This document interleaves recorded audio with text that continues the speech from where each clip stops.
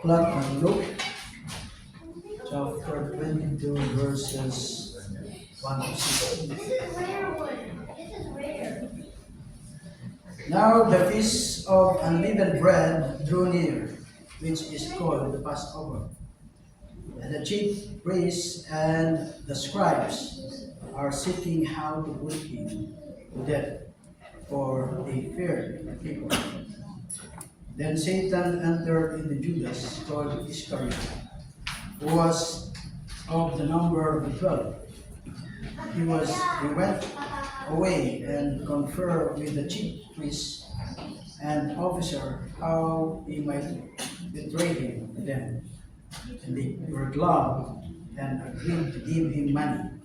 So he consented and sought an opportunity to betray him to them in the absence of a crowd. Lord, maraming salamat po God for this time that you have given us. We know we can hear a word of which help us to help the Holy Spirit maunawaan ang mga salita at maunawaan sa buhay namin sa buhay ng Espiritu dahil din sa God namin sa buwan po ang Panginoon pero naman at sa aming praise you and you this morning. Amen. Pwede na po tayong karoon.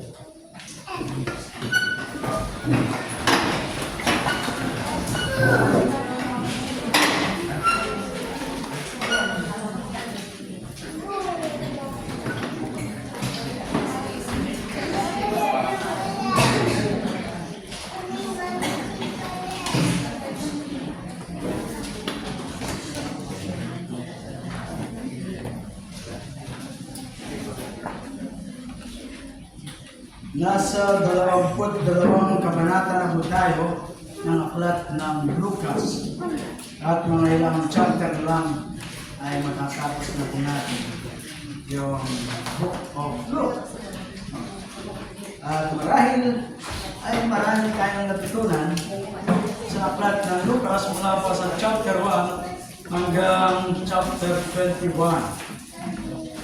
So, nung nakaraan po, chapter 21 ay pag-aralan po natin at nakita yung mga signs at mga babala, no?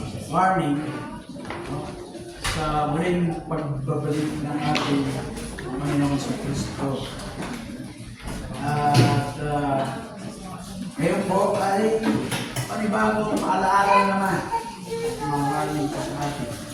Yung ating pag-aralan dito sa ating pasahe sa chapter 22 verses 1 to 6. At sabi po sa unang bahagi, yung verse 1 to 2, now the feast of unleavened bread drew near, which is called the Passover. And the chief priests and the scribes were seeking how to put him to death, for they feared the people. Yung pong how to put him, paano nila may mapatay ang ating Panginoon sa Kristo. Ito pong Passover para sa mga Jew ay gaya po ng Christmas. So, matatapos lang ng Eid, no? At yung Eid holiday ay kung mapapansin nyo ay parang yung Christmas sa kanila, no? May nagbibigay ng mga aginaldo at kung tayo ay nakatira sa mga villa-villa, no? Kung kami ay nasa Qatar, ay kinakatok po nila yung mga pintuan. Nakikita mo yung mga bata, agawan, kasama yung mga nani, at nanghihingi sila ng mga aginaldo. Ano po, yung ilan sa atin ay nakaisip na mga aginaldo sa ng amo. Yung pong Passover para sa mga Jew ay parang Christmas sa kanila. No? It's celebrated a miracle that took place while Israel was held in Egypt as a slave. So ito pong si Moses na representative ng Panginoon ay nag-request po kay Pharaoh na i-release yung kanyang bayan upang sila ay magsamba. Bali, i-refuse po ito ng Pharaoh. Kung alam niyo po yung istorya. At dahil ni-refuse ni Pharaoh, God fired 9 warnings. Yung unang 9 na warnings po dito sa Egypt. At masusumpungan po natin yan sa aklat ng Genesis, mula po sa chapter 7, yung unang flag. Alam niyo po yung mga 10 salat. Mga bata pa tayo, ay narinig na po natin yun. Yung una, yung water turned to blood. No? At yung pangalawa po ay frog. Then, yung nuts. At pangatlo, yung mga flies. Ay pang-apat, yung flies. Tapos yung panglima, yung livestock. Ay namatay po. Lahat ng mga kahayupan. No? At pang-anim ay boys. Boys. Yun. Then, yung hail. Wala na apoy. At pagkatapos, yung locust. Yung pang-walo. At yung pang-siyam ay darkness. At pagkatapos yung 10 ay namin po sa chapter 12 verses 29 to 32, yung pong death of the firstborn. Alam po natin yung 10 salad na ito. Alam na kung tayo ay lumaki. Mga Christian community, ay lagi ko kinukwento ito. At kung kayo ay nanonood ng 10 Commandments, ay tigilan nyo po ang mga salad na ito. So during the 10th plague, the Jews were told to sacrifice a lamb, to put the blood on the lamb on the doorpost of their home. So yung pang-10 salot ay papatayin, no? Yung firstborn. At pinagutusan po yung mga Israelita na mag-sacrifice ng lamb at yung dugo ay ilagay doon sa kanilang mga hanggan ng kanilang mga pintuan upang pagdating ng angel of death ay lalampasan niya po yung sino man sa mga tahanan na merong dugo ng lamb doon sa kanilang hanggan ng kanilang pintuan. At sa ganong pamaraan ay sa siyang ay hindi po sumurrender itong si Pedro. Pagdating ito sa sampo ay sumurrender siya. There was too much headache. He could not compete with the gods such as these. Gaya ng Diyos, ng Moises at mga Israelita. He not only told the Jews they could live, lamang sinabi niya na sila ibalis. Of course, he urged them to leave. At yung daw mga Egyptian ay binigyan sila ng mga trasyon. So, taon-taon ay pinag-celebrate po ito, no? Yung Passover, kasi dinampasan. Yung door, yung hanggan ng mga pintuan na mayroong blood ng lamb. So, lumampas yung angel of death doon, kaya Passover ang pinatawag nila, no? So, yun daw ay paalala doon sa redemption ng Diyos sa kanila. So in preparation for the celebration, yun daw po mga karsada at mga tulay ay nire-repair nila, inaayos.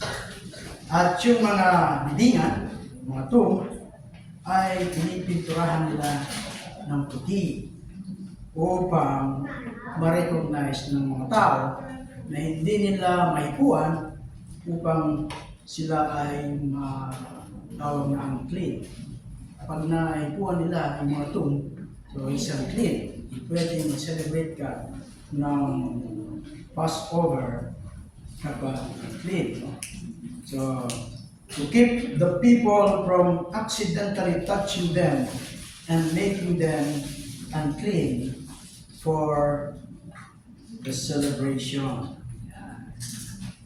Yan po yung ginagawa nila pag si-celebrate nila itong Passover. Yung po panahon nila. So, wag daw po natin mamiss, no? Yung irony of what is about to take place. On this holiday that celebrated the deliverance of Israel from Egypt, the leaders were looking for a way to kill the very Messiah who had come to save them.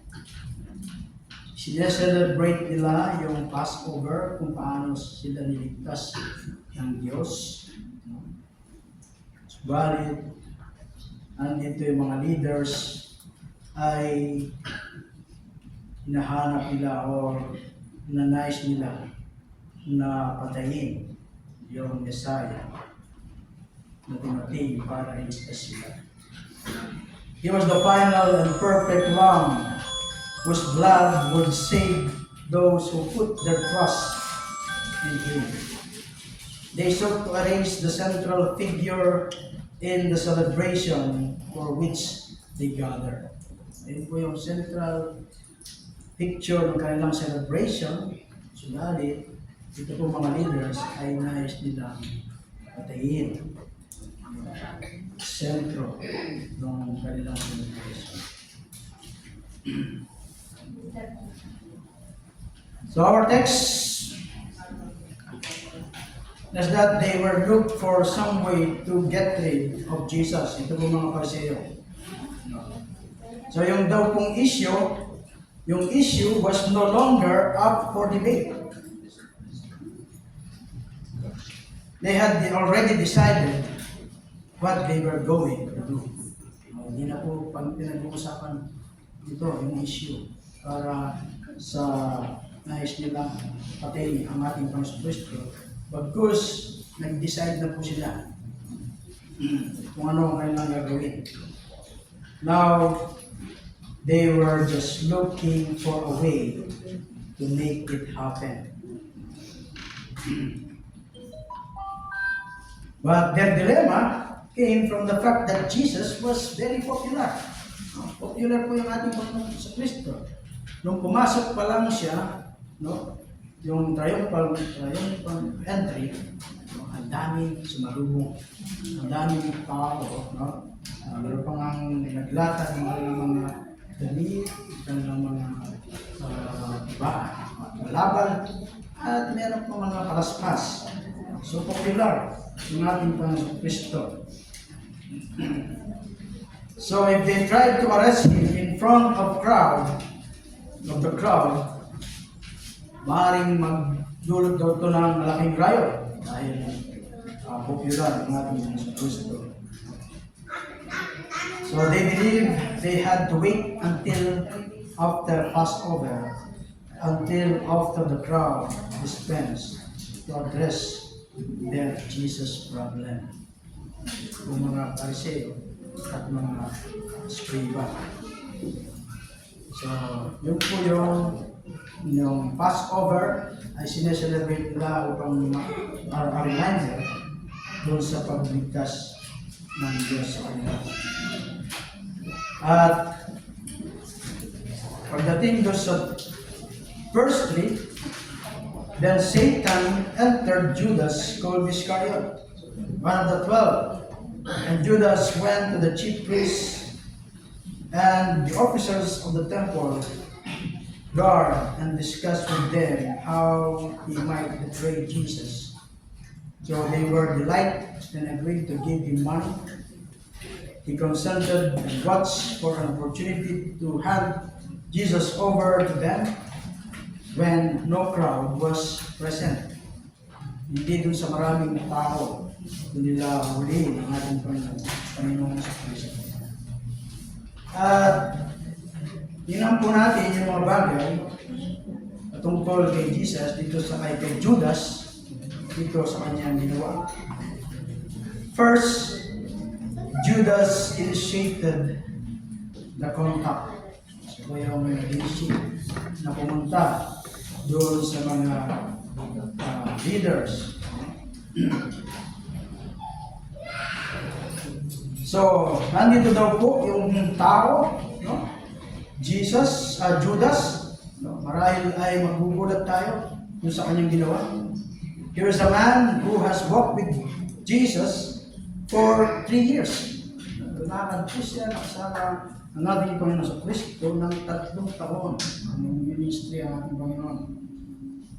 He has witnessed His power over nature. His ability to heal yung mga may sakit. Na-witness po ito ni Judas. At yung kanyang astonishment doon sa ability ng ating Panginoon na kaya niyang bumuhay ng mga patay.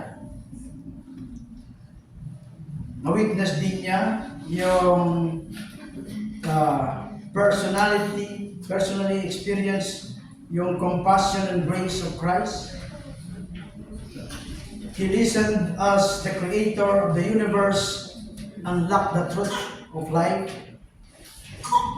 Judas was surely among the disciples who went out on internship and saw God's work through him. How could such a person turn against Jesus? Bakit siya ay nag-turn against Jesus? Nakita niya lahat yung ginawa ng ating Panginoon. For 3 years, kasama siya ng ating Panginoon. Kasama pa siya sa mga pinahayo na mga pagaling ng mga sakit. But how could such a person turn against Jesus? Hindi po natin lubos maisip. Even sa atin, best friend mo, pag may ginawa na hindi maganda against sa'yo, bakit niya nagawa yun? Yun ang mga katanungan na sumasagi sa ating mga Kristo. It is a hard question to answer. It's always a hard question. What makes a betrayal a betrayal is the depth of the relationship that is violated. Na-violate yung relasyon. In-expect daw natin na yung ating mga kaaway, they will turn against us. Expected na po yan. Hindi tayo masosurprise kapag yung hindi natin kaibigan o yung kagalit natin ay siyang magtatatwa sa atin. And we don't expect this from people you call our friend or kinoconsider natin na bahagi siya ng ating pamilya. Hindi natin in-expect na gagawin niya yung ginawa ng kagaya ng Judas. Why does it hurt so much when a friend spread lies or violate our trust? Bakit tayo masasaktan? Kapag yung kaibigan natin ang gumawa ng mga gano'n. Pag hindi natin kaibigan, masaktan naman tayo. Hindi gano'n kalalim yung hapdi, ng sugat, na dinulot ng kanyang ginawa. So, it's because what we thought was a special relationship has been violated. Dahil masakit, na-violate yung ating relasyon. Kaibigan pa naman kita. Close na close pa tayo. So ito yung exactly what Judas did, and we find it impossible to comprehend. And second, we are told that he did so because Satan entered into him. Sabi ko sa ating pasahe.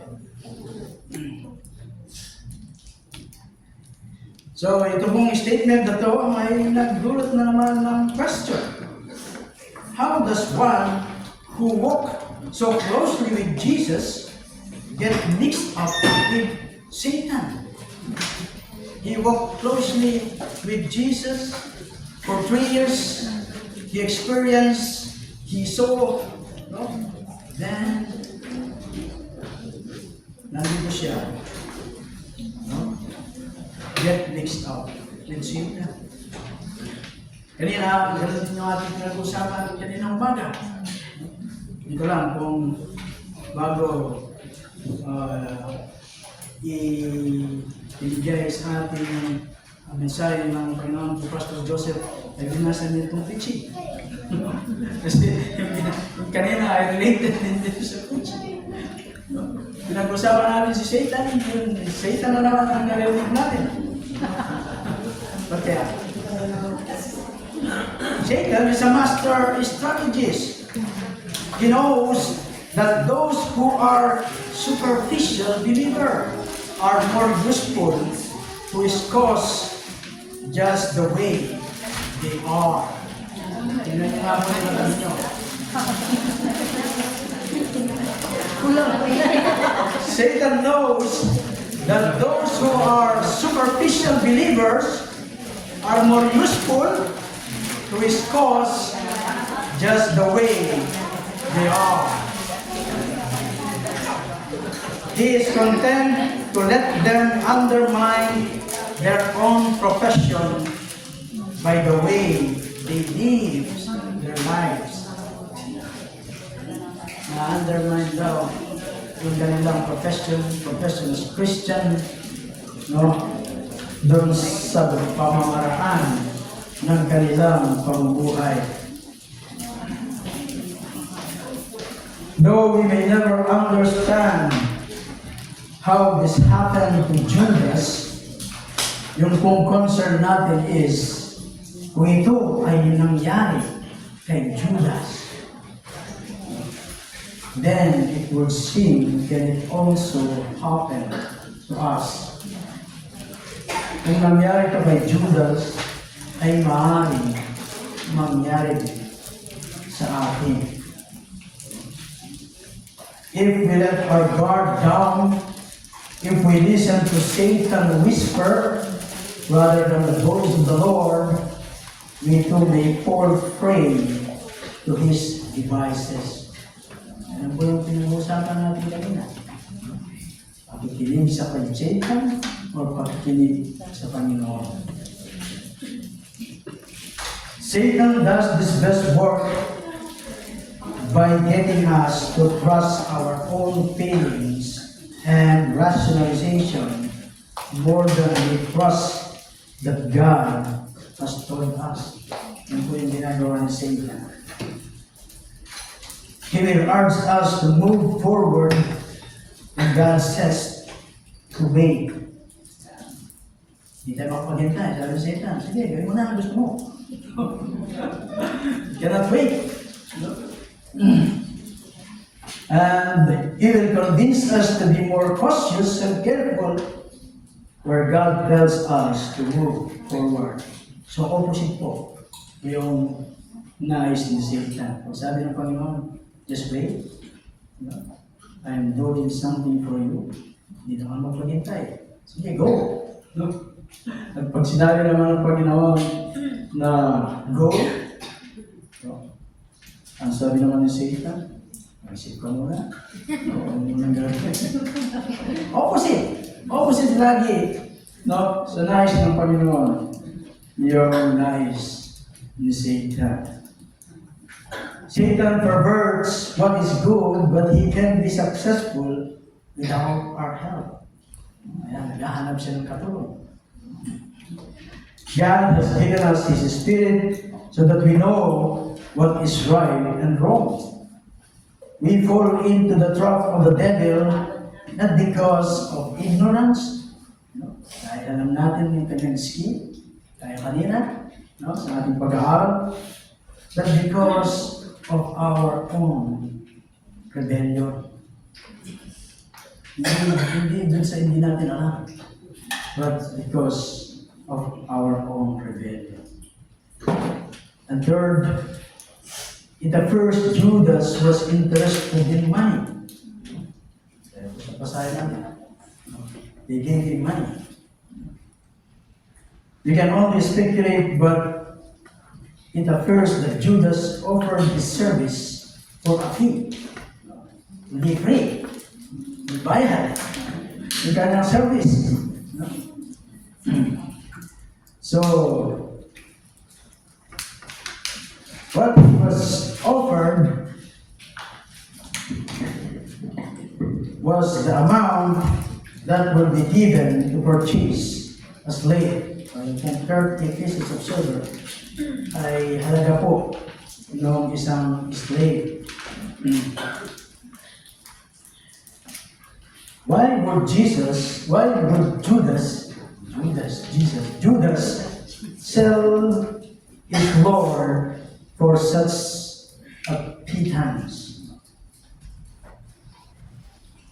Do you think that Judas was upset?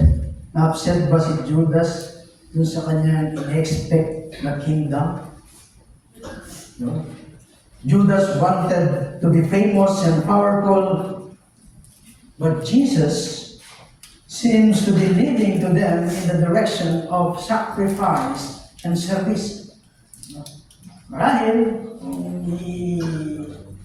i-imagine natin, ang nais ni Judas ay maging popular.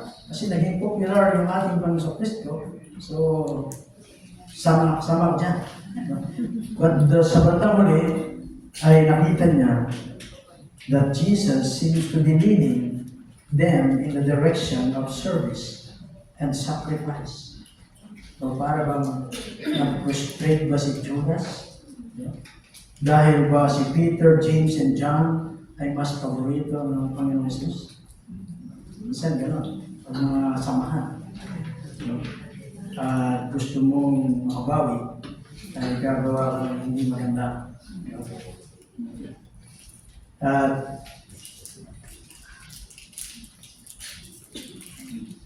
Si Judas, ay siya po yung tagahawak ng treasure. At sabi po sa pasahe, doon sa scripture, siya raw ay pumupukit doon sa bag or box ng treasure. So Judas had some noble sounding reason kung bakit niya ginawa ito. And we all do in such time. Bakit mo ginawa? Kasi may rason ka. Hindi mo naman gagawin kung wala kang reason. Diba? We never say, I want to betray my friend, or I think I will do what is wrong today. Instead, we find a way to justify yung ating mga action. Kasi, kung tayo, kung nakagawa ka ng na-justify pa natin. We decide ourselves, no? Somehow, we convince ourselves na yung mali ay tama.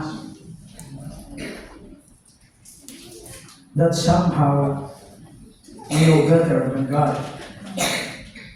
And fourth, Judas had the opportunity to change his mind.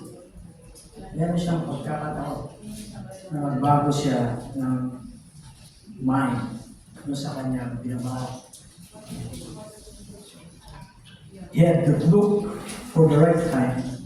He had to wait. He had a few days to think about his choices. Kanina, mga choices dito na pag-usapan natin. We have a time to think or to choice between right and wrong. He had a few days to choose. But Judas sat through the Passover meal with Jesus.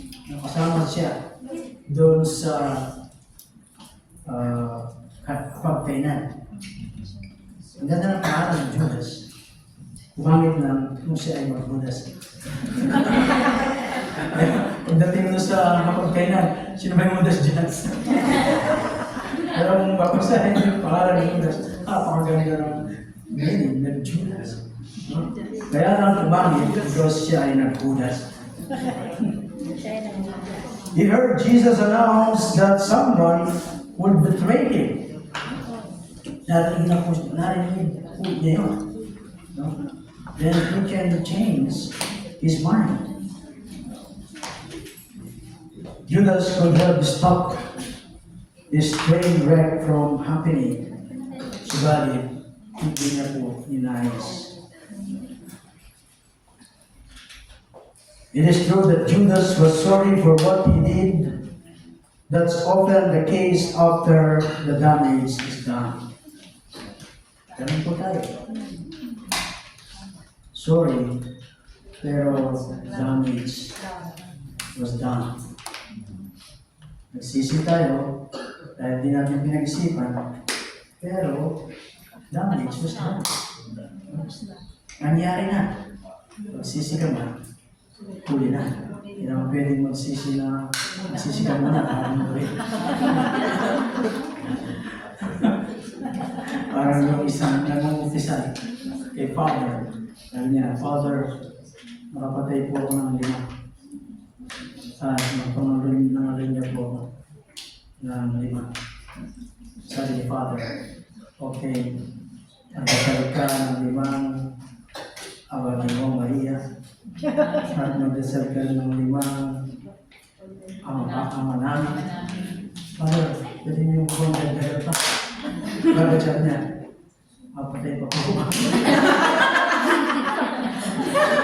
Tapos sabi niya, sino naman ang kapatid mo? Dati naniniwala ko sa Diyos. Sabi niya ako, bakit? Kasi po yung papatay ko mamaya ay naniniwala. Takot pare.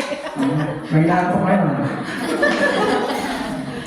Unfortunately, by the time the damage is done, the one who had professed allegiance for 3 years reveals that his heart was not truly devoted to Jesus. So, makita mo natin yung tactic ngayon ni Satan. Hindi na, nakita natin yung mga skin ni Satan. At ngayon, makikita ulit natin yung mga skin ni Satan. At ito po yung mga paborito ni Satan. Religion is one of the greatest forces for evil in this world. Satan has probably done more to damage. Satan has probably done more to damage genuine Christianity through religion than through other wickedness or any other evil. Mas marami po siya nalilinlang or nadadamage na genuine Christian sa pamagitan ng religion. In fact, the greatest crime in history came about when Satan used a very religious person, a very religious man, to betray the Son of Man into the hands of other religious men who murdered him. Isang reliyosong tao, ipinagkaloob niya ang anak ng Diyos sa mga kamay ng mga reliyosong tao. Ganyan po yung mga skin si Satan. At ito pong ating basahin ay isang paalaala o babala sa atin. Kung tayo ay nakarinig na ng chapter 21, ay puro babala din po ito.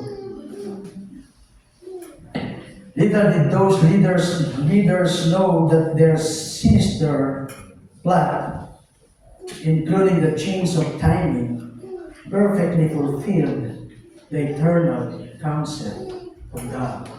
Hindi alam nitong mga leaders, no? Na yung kanilang ginagawang plot o at yung timing, yung pag-murder nila sa Panginoon sa Kristo, perfectly fulfilled the eternal counsel of God, who had ordained that this his Passover lamb will be slain precisely at the time of the Jewish Passover celebration. Hindi po pwede ipagpalimban dahil yun ang itinakda ng Diyos. They were responsible for their terrible sins, and yet they inadvertently carried out yung plan ng Diyos for the salvation of the world. Hindi po nila alam. Ginagawa nila yung pagplat sa pagpatay kay Jesus, but hindi nila alam na ito ay napupulfill yung plan ng Diyos para sa kaligtasan ng sanlibutan. And it is of great importance for us to hold that Christ was not unexpectedly dragged to death by the violence of his enemies, but was led to it by the providence of God. For our confidence in the propitiation is founded on the conviction that he was offered to God as the sacrifice which God has appointed from the beginning. Wala pa ng pasimula ay tinakda ng Diyos. So therefore, he determined that his son should be sacrificed on the very day of the Passover, that the ancient figure might give place to the only sacrifice of eternal redemption. Ano po yung mga lesson na makikita natin dito? Since it is possible to be religious and yet to be in league with Satan, so kailangan we must guard against false religion. Ito yung ating title. Magluto ko sa labutan. Okay, di ba? Introduction po yun. Since it is possible to be religious and yet to be in league with Satan, so we must guard against false religion. Satan uses religion more than any other tools to keep men in his domain of darkness. Sabi po sa verse 3 ng ating pasahe, Satan entered into Judas. Behind the scene of the world and personal events lurk an evil spirit, the devil who is working for his own end in opposition to God. If he can form of counterfeit religion that keep people from knowing the true God, he can hold them in spiritual darkness. They think that they are right with God, but in reality, they are not. Iisip po marami, matuwid kami sa harapan ng Diyos, but in reality, they are not. Matuwid kami because we are religious, we are doing what the church told us to do. Lumulod ka, naglalakad pa nga kami ng kaluhod papunta sa altar. And we are right. Sa harapan ng Diyos. But in reality, they are not. All the world's major religion, except daw po yung biblical Christianity, promotes the idea that man can save himself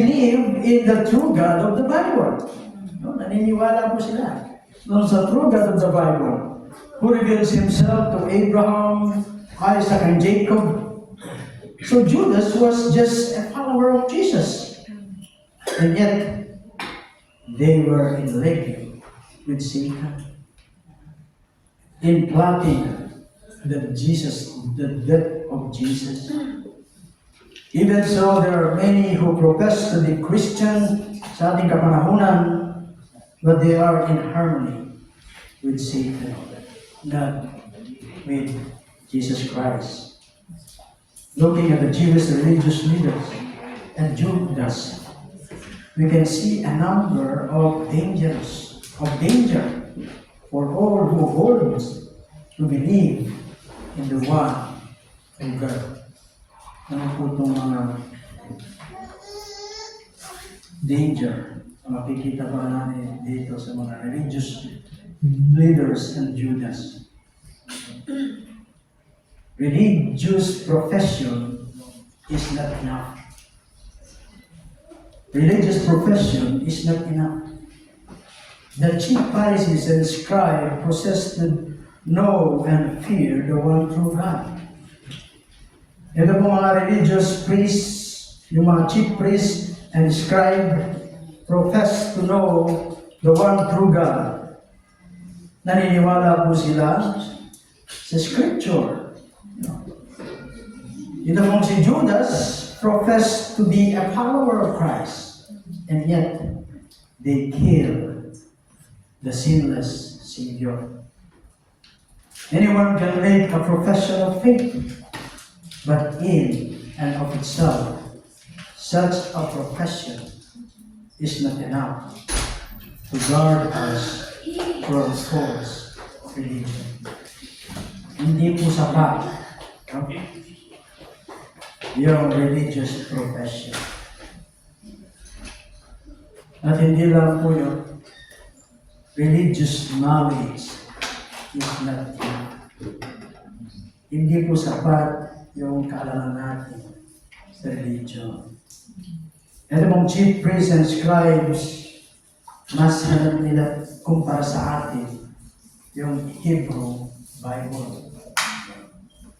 Inaral po nila ito ng taon at makakapag-memorize po sila ng mahabang mga versikulo. But in spite of their impressive learning, they miss Christ. Their knowledge filled them with pride, when it should have humbled them before God.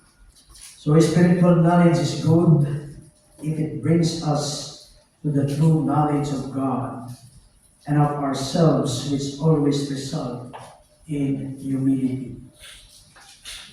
But if it pops up with all that we know, it brings us to ruin. So hindi po sapat kung marami tayong alam. Kahit kabisado ito yung Genesis from Revelation. From Genesis to Revelation. Hindi po sapat yun kung hindi makita sa iyong buhay yung nilalaman nitong Bible, yung 66 books. Yung mga scribes, yung mga Pharisees, inaral po nila ito. Hindi lang Hebrew na salita, pag-proceed in other language. At kung ang mga kaalaman natin ay maglalaki lang ng ating ulo, no? Alam ko na yan. Alam mo, pero hindi nakikita sa buhay mo ng mga alam mo. No? Hindi po maganda, but it will bring us to ruin. So religious knowledge ay hindi po sapat. Religious profession ay hindi sapat. Hindi sapat yung religyoso akong tao. Hindi sapat yung marami akong alam sa Biblia. Religious position is not enough. Hindi po enough yung religious possession.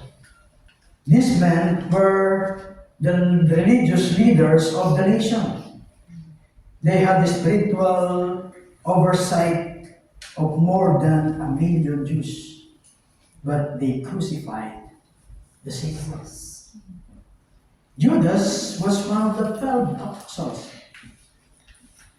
handpicked by Jesus Christ, yet he betrayed the Savior of the world for the small bags of silver, 30 pieces of silver. You can be a pastor, you can be a deacon, or a head of a large church or a large denomination, and yet be enraged with Satan. Religious ritual is not enough. These men were about to celebrate the Passover and feast of unleavened bread, but at the same time, they are going to murder an innocent man, their Messiah. The Passover features God's salvation as seen in the Exodus. The feast of unleavened bread that immediately followed feature removed sins from our lives. If they had taken to heart the message of Passover, how could they have been plotting murder at the same time? Sa panahon pa ng kanilang pagse-celebrate nitong Passover bilang pagbunita doon sa ginawa ng Diyos sa kanila. It is easy to go through the religious ritual and miss the message behind the ritual. Yun daw po mga mafia members can go to the mass at pagkatapos ay uwi sa kanilang mga tahanan and arrange the murder of a rival. Yung daw pong mga church members can partake the communion at pagkatapos umuwi, no? Sa kanilang mga tahanan and verbally abuse their mates or children. Pasimba-simba ka pa naman. Sabi na, nung makasama mo sa bahay, pagdating mo rito ay mas higit pa. No? So religious rituals is not enough. Hindi sapat yung ginagawa mo lang yung ritual. Simba, away. Not enough.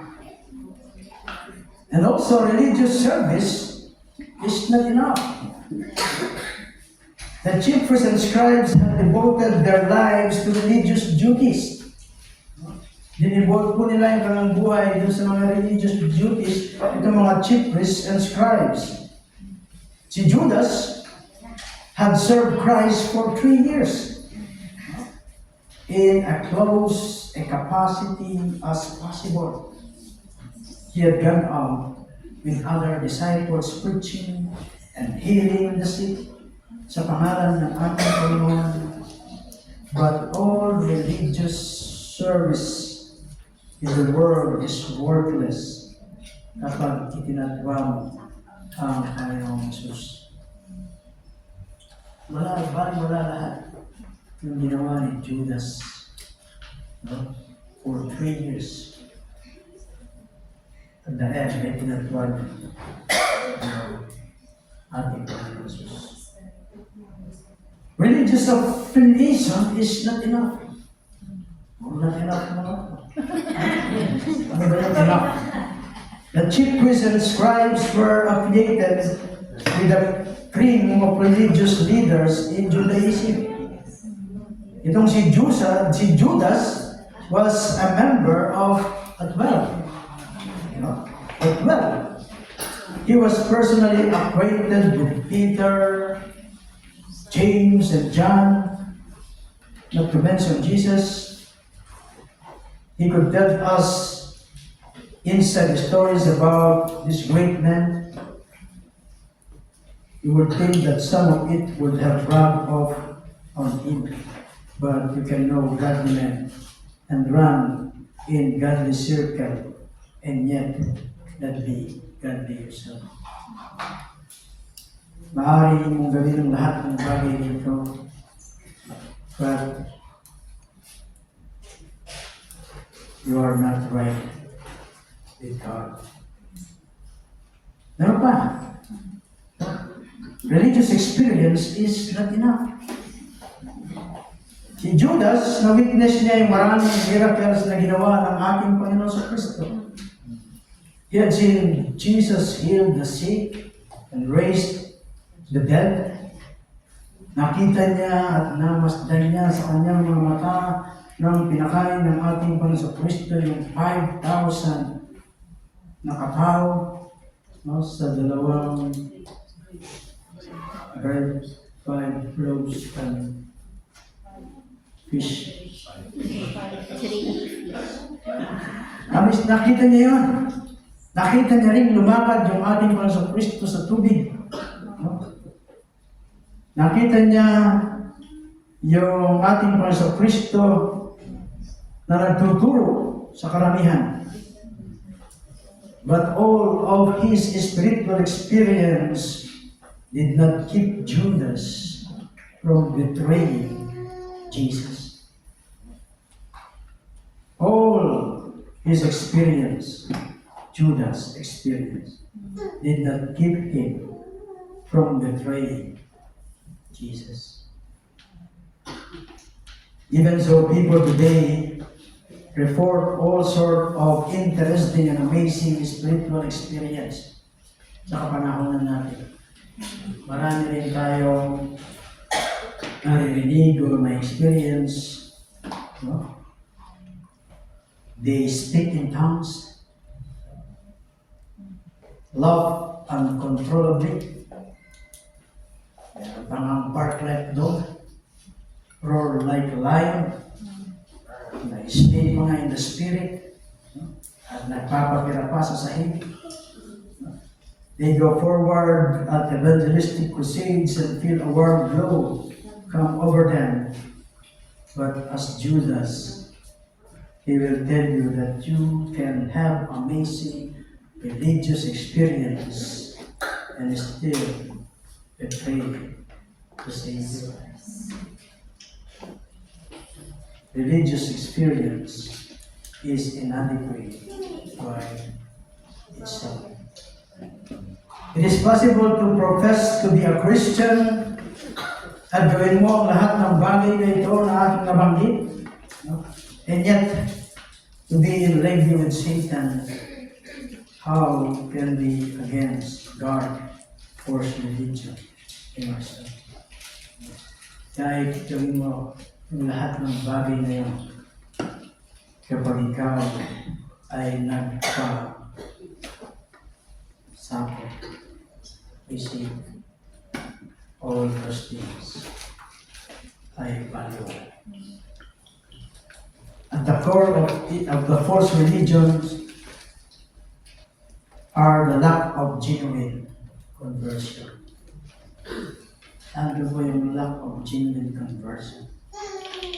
The rejection of Jesus as Lord and the promotion of selfish desire under the guise of religious commitment.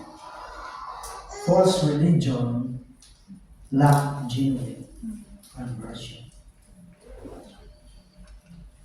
At marami daw po mga theories have been suggested as to why Judas will do such a things as betray Jesus.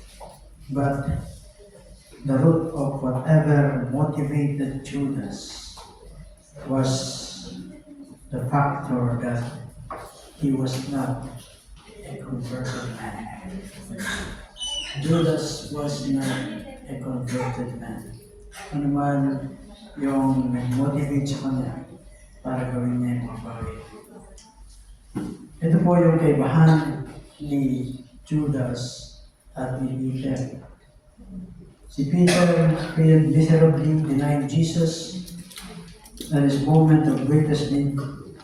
Humanly speaking, both men felt badly after their failures, but the difference was Peter was truly converted and Judas was not.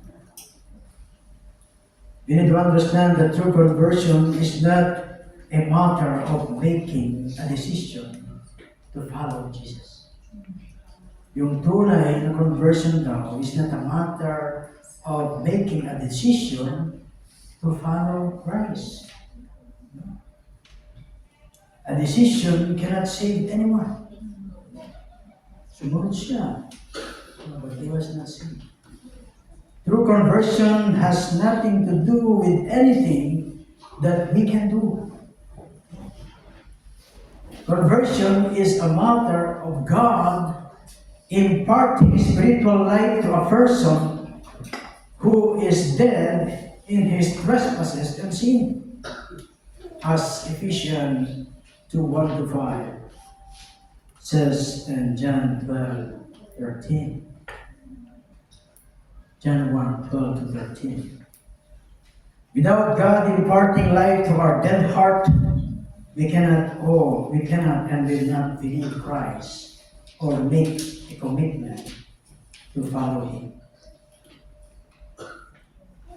As James 1:18 puts it, in the exercise of His will, He brought us forth by the word of truth, so that we might be, as it were, the first fruit among His creation. True conversion, then, is not something that people can will or believe into existence. True conversion is the mighty power of God through the gospel, and it necessarily changes our heart. That's the true conversion. Whereas before, we were self-willed, now we submit to God. Dati tayo ay mga proud dun sa ating mga mabubuting gawa. Now we are humbled by our sins. Before, we swore off or justify yung ating mga kasalanan na ginawa.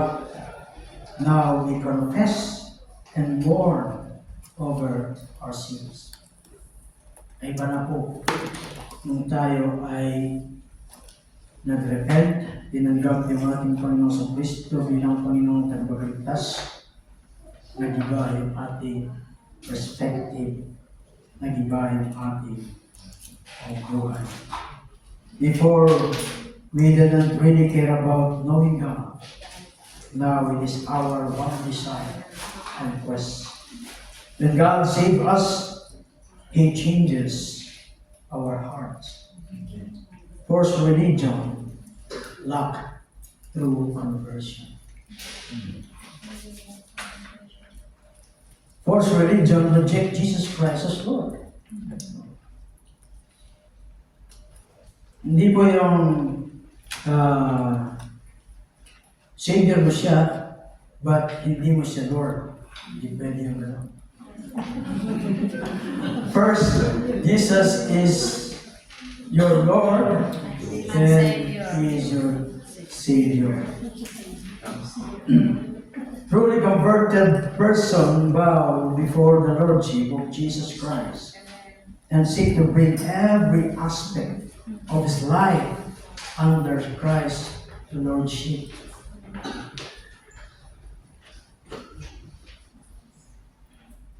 They came to Christ in hope that He could do something for them. Maybe they hope He would fix their marriage or ituwid niya yung kanilang mga buhay. Perhaps they hope that they would make them happy. Yung kung ba ganun yung pagdilin nila sa ating Panginoon. At kapag yung expectation nila ay hindi natupad, then they will not follow Christ. Their problems have only grown worse. They are disappointed with Christ kasi hindi pinagkaloob ng kanilang nais. Ganun po yung iba. No? Kasasama ko doon. No? Maraming mababait na at makatutulong sa akin. Pag yung expectation niya ay hindi nakuha, then hindi mo na makita. Susunod. Pagkit dito. Hanap siya ng iba. Na makapagsakan niya. They are in danger of turning to false gods for them. So such people may not be converted at all because they are only using Christ to fulfill self, not denying self to follow Christ. Self is still in control. Kung makikipag-cooperate sila ang ating Panginoon sa Kristo at ibibigay nila yung kanilang, bibigay niya yung kanilang nais, then susunod sila sa Panginoon. If not, they will turn to whatever makes them happy. Hindi masaya ro? Hindi mo masaya? Boring. Oh, boring. You know, from 9 o'clock, isa susunod ka pa 6:30. Tapos uwi ka 6:30. Boring, hindi masaya ito. Ano tayo ng iba? Mga tumatanong, mga sumasigaw. No? This is merely false religion. Using religion to get what they want out of life. Yun po yung nais ng iba.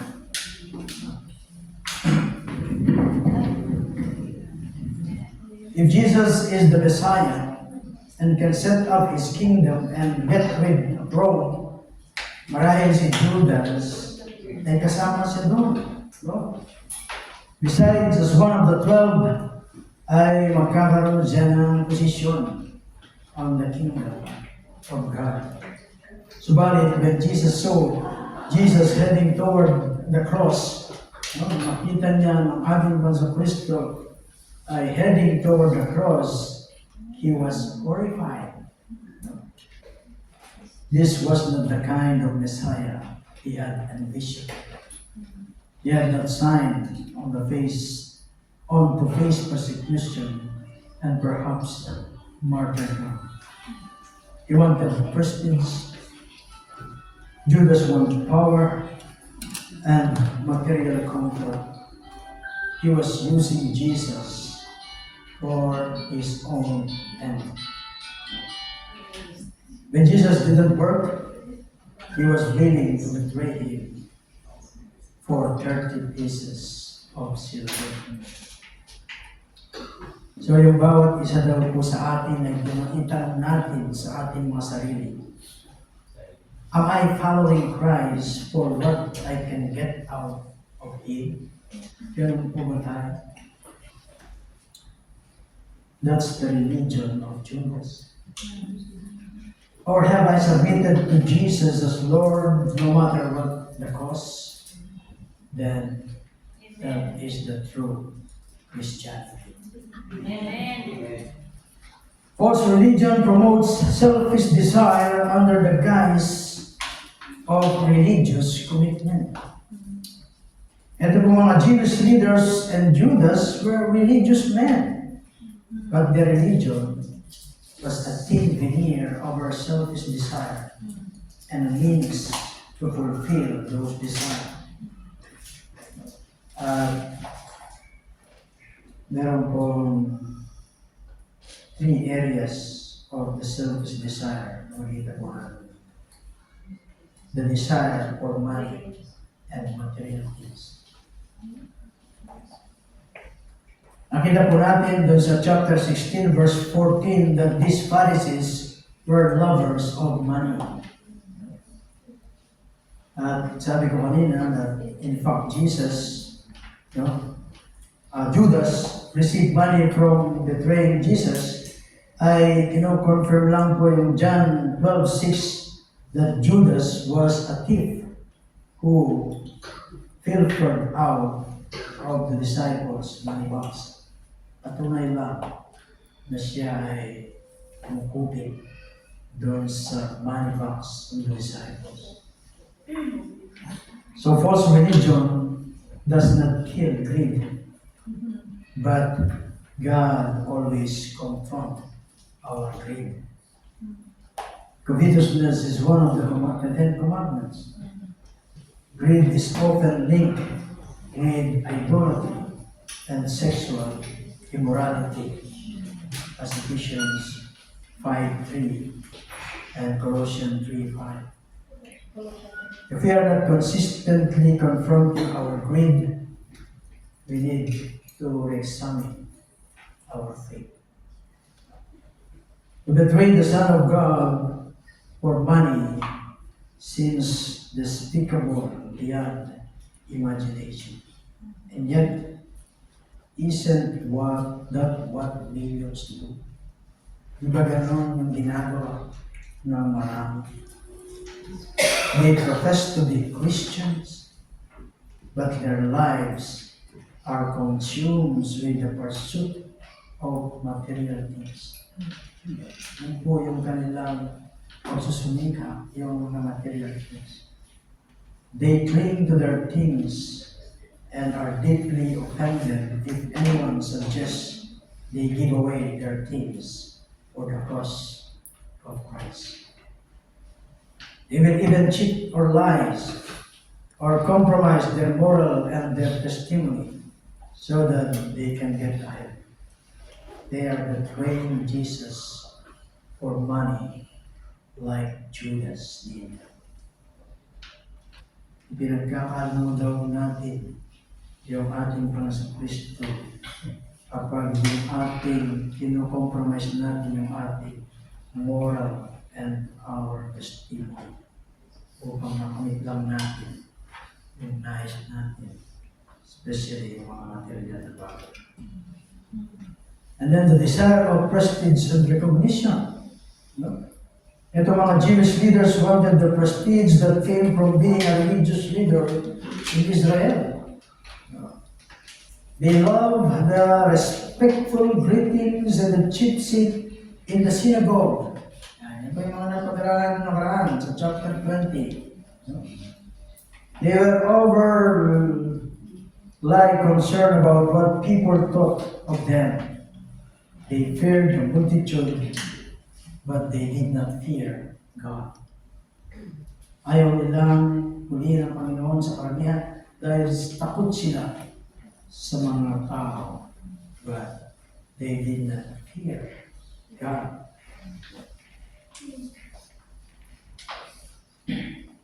Marahil si Judas ay ganoon din yung nais niya.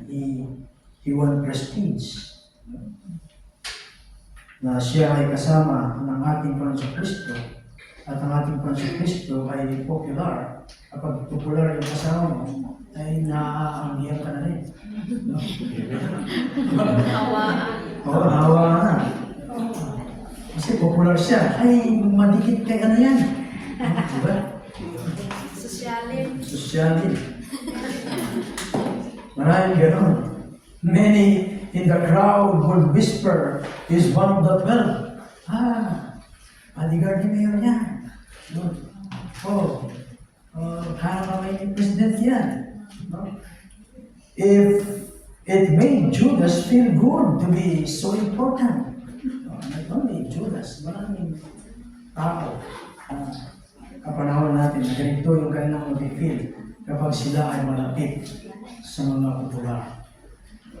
Kaya kung ikaw ay malapit kay Sarah at Bago, mamaya Coca-Cola ka rin at pagkakaguluhan ka rin. But now that Jesus' popularity was in question, Judas wanted to get on the good side of the religious leader. Dahil nakita niya na patungo sa krus, yung Christ is heading to the cross, pagit naman ako sa kabilang side. Yung mga tinatawag ng mga balinding, mga sa politika. Pagpatalo na yung kanilang manok, ay doon na sa pananahan lalo umapanig. By leading them to Jesus, he could assure him of recognition with the rulers after Jesus was out of the way. We all need to judge yung ating mga puso. We can serve in the church for the recognition and prestige that it brings, rather than out of love for Jesus Christ. Nagsiserve ako sa church, para mapansin. Yung iba, gano'n. Minsan nga, ang dami ko din na sinasabihan, para mapansin lang, rather than out of love sa Panginoon. The desire of power and influence. Of course, religion involves men a contest of power. If you can work your way to the top, you'll gain power and influence. Na gaya ng mga politics, yung mga religious politics,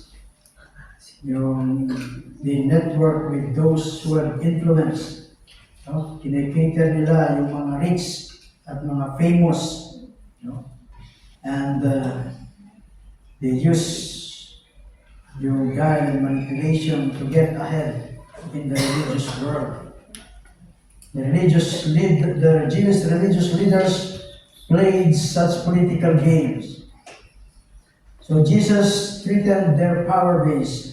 He challenged their greed and corruption. He exposed their selfish motives, but rather than yielding to him, they decided to get rid of him. And Judas was using this inside information to his own end. He should have judged his evil desire for power and influence. Yung iba, ginagamit nila yung church para magkaroon sila ng power at ng influensya. Marami sa kapanahonan natin. We've seen that Satan uses false religion to keep people in this domain of darkness. They can even profess to be true religion, yet be led you with Satan. At the core of false religion are a lack of genuine conversion, the rejection of Christ as Lord, and the promotion of selfish desire under the guise of religious commitment. We need to check kung yung ating mga sarili. We need to guard ourselves against false religion. And in verse 5, sabi po doon, send a chill, no? Yung kung mababasa naman dito, nakita natin, and they were glad and agreed to give him money. How can anyone be glad about the prospect of killing the Son of God? How could Judas be glad about striking such a deal? At makita po natin dito yung mga chief Pharisees, no? Habang sila ay papauwi ng bahay, ay tuwang-tuwa sila. At maganap ang kanilang nais na gawin sa ating Panginoon. And even Judas walked away with that bag of silver under his coat, ay tuwang-tuwa, no? As he thought of the things he could buy, but their happiness was short-lived. Their doom is eternal. Yan po yung binibigay ni Satan. As short-lived, as short na kasiyahan, but habang buhay na pagdurusa. If you make the wrong choice, dahil nakita mo masaya ngayon, at the end, walang hanggang pagdurusa pa yung ating daranasan. The things that make you glad reveals your heart. No? Yun na po. Kung ano yung mga bagay na bibigay sa atin ng siya, it reveals our heart. So ito po yung mga take-home points natin.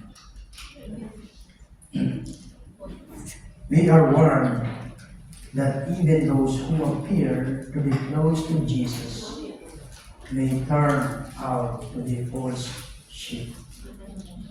God knows the human heart. He knows when faith is genuine and when it is not. We do not have that same ability. A person can cheer with the crowd on the Sunday morning and still betray the Lord in their believing. A person can be involved in significant ministry, yet still turn from the Lord. A person can be leaders, yet still be only pursuing their own kingdom. The tension na sinasabi po natin ito ay nangyayari po ito sa ating kapanahonan.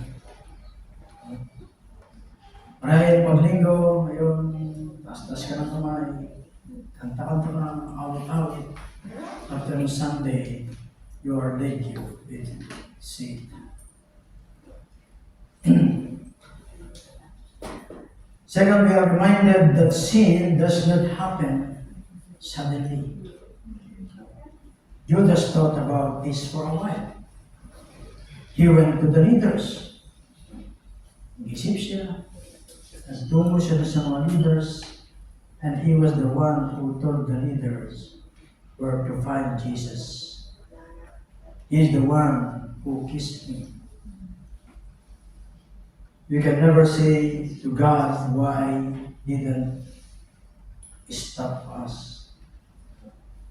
God always gives us opportunity for us to escape the temptation. Sabi mo dun sa 1 Corinthians 10:13. But if we continue to ignore the warning, we are to blame, not Him. So marami na po tayong warning na narinig sa mga karaang mga mensahe.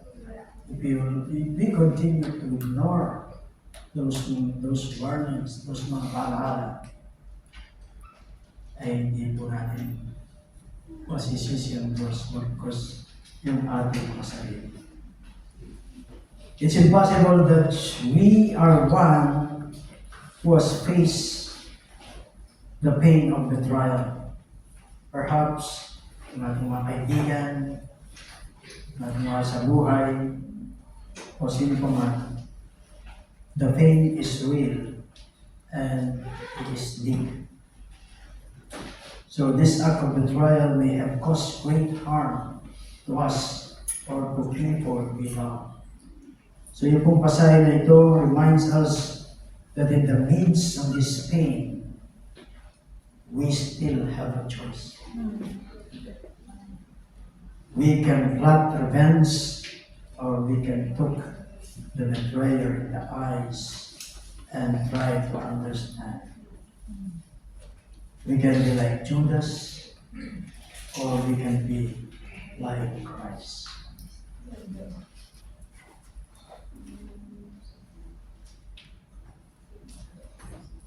At huwag daw natin kalimutan that not only Judas deserted Jesus on that night, marami po na iniwan ang ating Panginoon. Peter denied he knew the Lord 3 times and stood by the fire in the courtyard. To the crowd cheered on Sunday when it came to the cross, Jesus had to travel alone. If we are honest today, we will recognize our own fickleness in the story of Judas. We too have betrayed Jesus on occasion. You are the one who have on occasion needed grace, sometimes from the Lord, sometimes from other. We may have slandered Him, denied Him, or choose to ignore His command in our lives. We at times simply been too busy or even notice Him. We are all in some respect betrayers in need of compassion and grace of the Lord. We depend on His grace. That grace has saved us from the despair and restored us to a good relationship with Christ. So marami daw mga tao ngayon, they cheer during sa mga occasional celebration like Easter or Christmas. Others, like sa mga pagtitipon na ganito, so that we are reminded by the story of Jesus that anyone can cheer Jesus publicly. It's what you do in the shadow that reveals our true heart. We can do a lot of things na maganda sa paningin ng tao, but ito ba ay maganda sa paningin ng Diyos? We need to examine yung ating mga puso, yung ating mga ulo. Are we in somehow, somewhat betraying Christ as Judas did? Ay po ay ngayon at ngayon.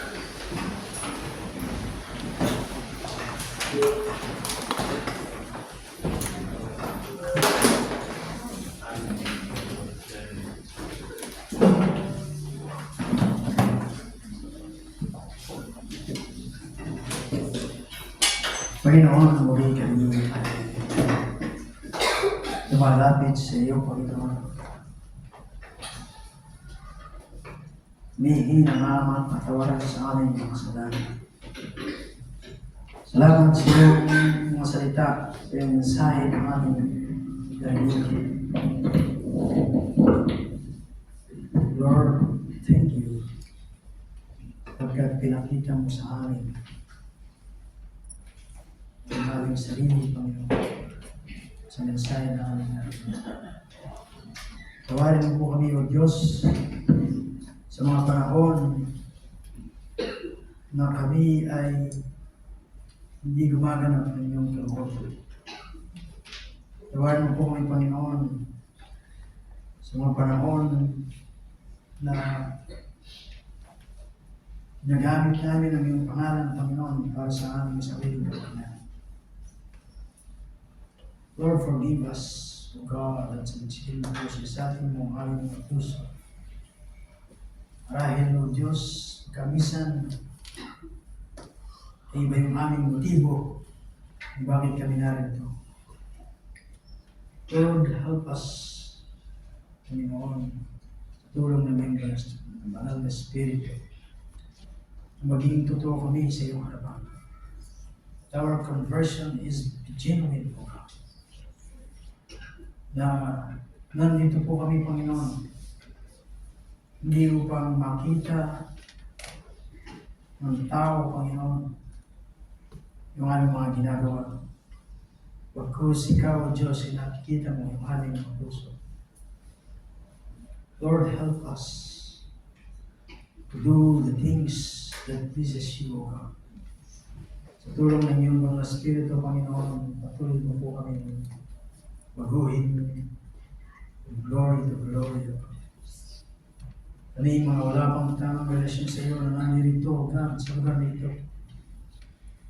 Eh makita namin, Panginoon, kailangan namin ng tagapagligtas. At kami ay lumapit sa iyo, Panginoon, hingi ng kapatawaran ng aming mga kasalanan, kagapin ang aming Panginoon Kristo bilang Panginoon at tagapagligtas. Upang kami, O Diyos, ay magkaroon ng buhay mo lang. At kami nanalo dito, Panginoon, ang tamang relasyon sa iyo. Patuloy, help us, Lord, na lumakad na ayon sa iyong kalooban. Patuloy kami ay lumakad ng obedience, patuloy pagtitiwala sa iyo, O Diyos. Lord, dalangin namin na hindi kami mga hipokrito sa iyo. Dalangin namin, O Diyos, kami maging matuwid sa tulong ng iyong Espiritu sa iyong harapan, Panginoon. Kami maging buhay na testimony sa mga tao na makapaligid po sa akin.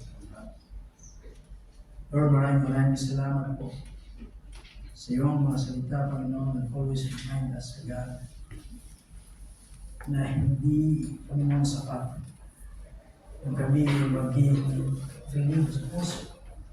Hindi sapat na marami kaming alam. Hindi sapat na kami ay kabilang sa iglesia. Hindi sapat, Panginoon, makita namin ang mga experience. Yung mga kababalaghan na ginagawa mo sa buhay ng iyong mga anak. Kung ang lahat ng ito, Panginoon, ay hindi na ayon sa iyo at hindi matuwid yung aming puso sa iyong harapan, ang lahat ng ito ay walang kabuluhan.